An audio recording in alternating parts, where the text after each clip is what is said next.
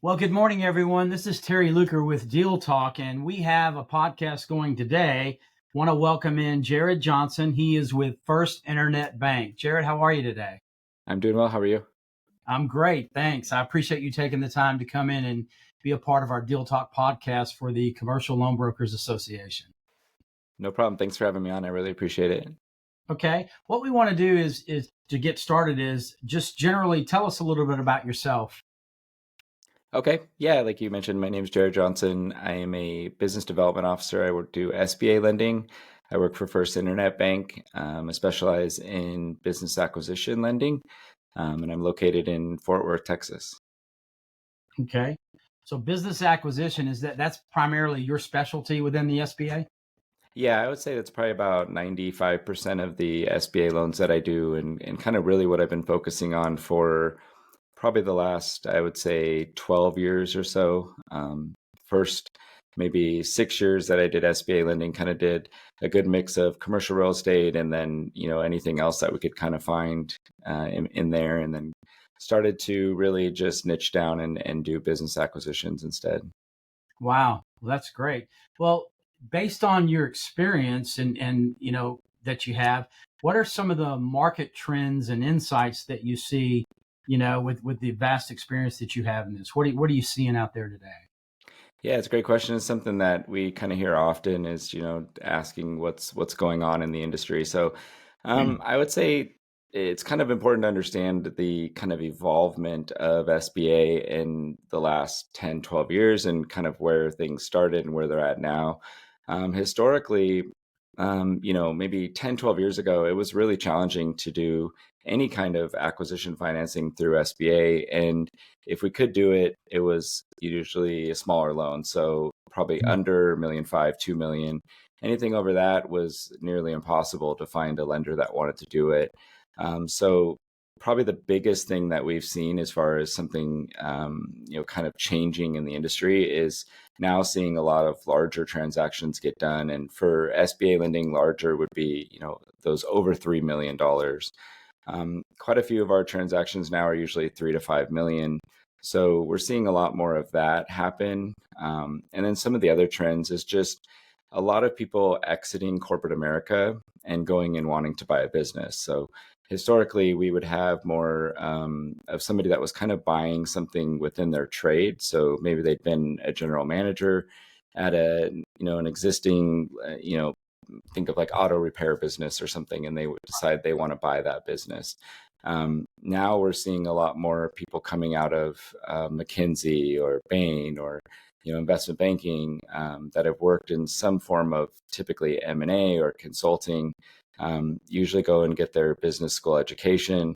A lot of times now they're getting investors together and buying a business, and typically their goal is to continue to grow it or even acquire other businesses to sort of roll up in that same industry and get to a much larger space. So it's been a fun evolvement we've seen over the years, but it's definitely interesting to see where it's going to head.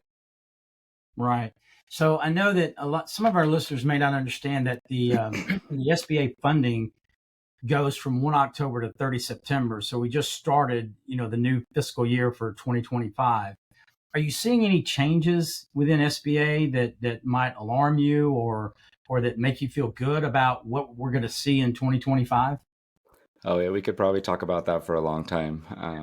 So last year, in November, the SBA rolled out their new standard operating procedures, and it was probably the biggest changes that we've seen since when they went from 2 million to 5 million.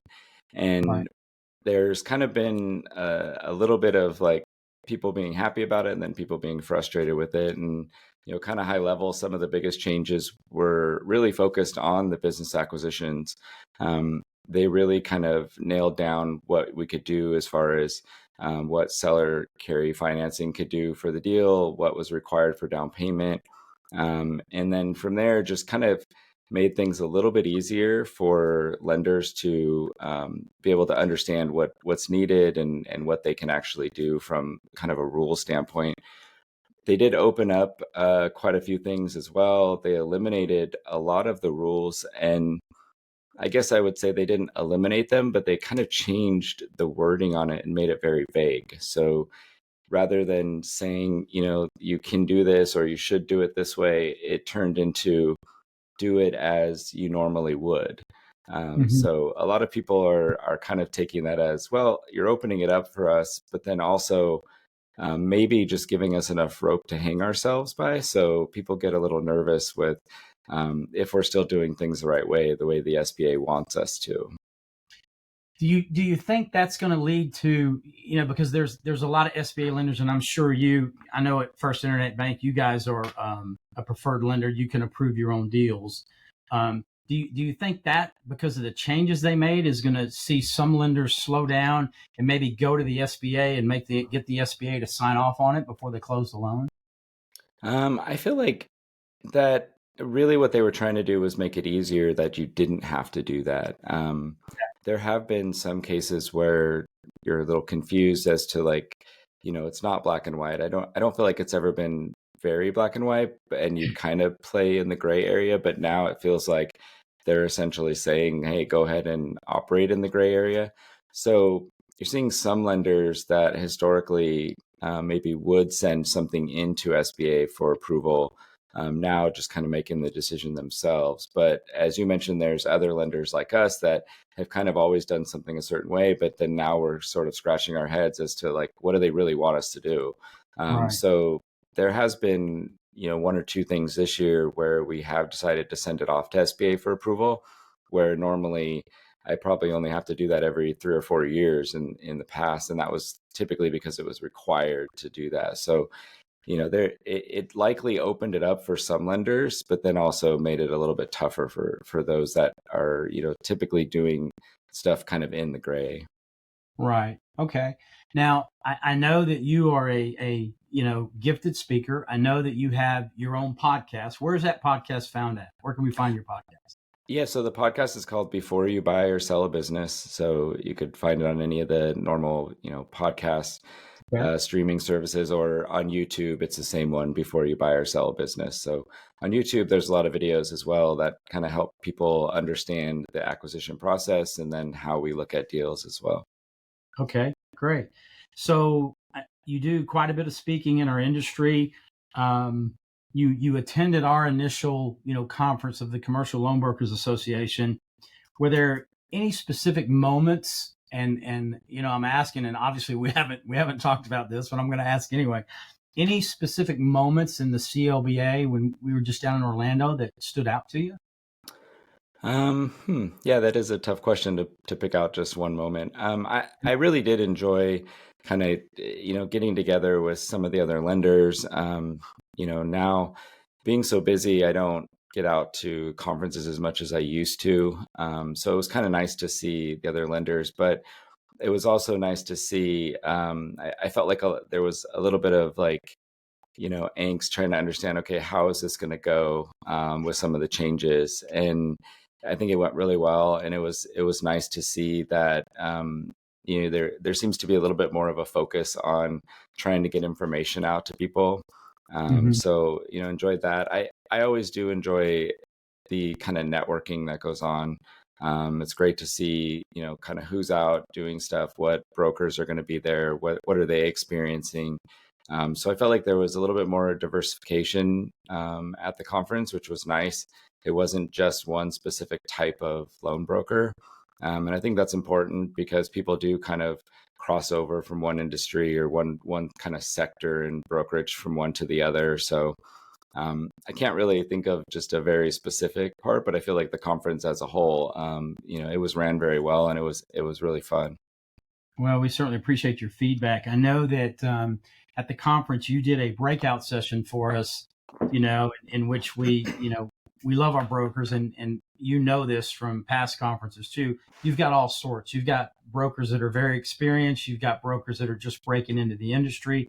You've got brokers that's kind of try to specialize in one area. And so we see that, throughout the whole conference and throughout our entire association. But your breakout session was the art of deal presentation. And from the numbers, your breakout session was very highly attended. Could you talk just a little bit about, what you discussed throughout that session and maybe a high point of the session there? Sure. Yeah. No, I did kind of actually notice that some of the sessions I went into just to catch up weren't as attended, so that felt kind of good to have more people in there. I think anytime you're talking about kind of how to make the brokers essentially more useful and make more money in the long run really probably is something that they find important to them. So we discussed a couple different things. Some of the major things that we covered was how to put a deal together and really kind of what the lender is looking for.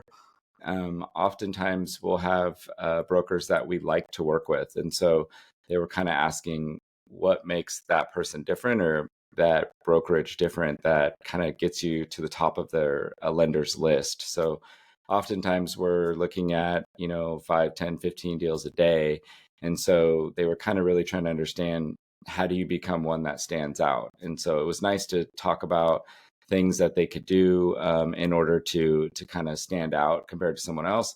And then also what, as a lender, what we're looking for, what are some of the kind of high points that we would like to see in order Mhm. to, get through that package quickly and be able to make a decision whether or not we're moving forward. And then it was nice because the panel did have a little bit of diversification. There was mainly SBA lenders, but each bank kind of did something a little bit different. So it was nice to kind of hear a little bit of a different answer based on how that bank's looking at it. And then we did get some pretty good questions from the audience, mainly around kind of actually specific topics within the SBA industry, but really just trying to, make people feel how can they feel like their package is going to be considered over someone else's and what not to do and what to do. So I always try to add a little bit of humor. I feel like a lot of people, when they get into those, they're just very stiff and rigid and kind of boring. So we try to add a little Yeah. bit of humor and, add a little bit of sarcasm when we can as well. So.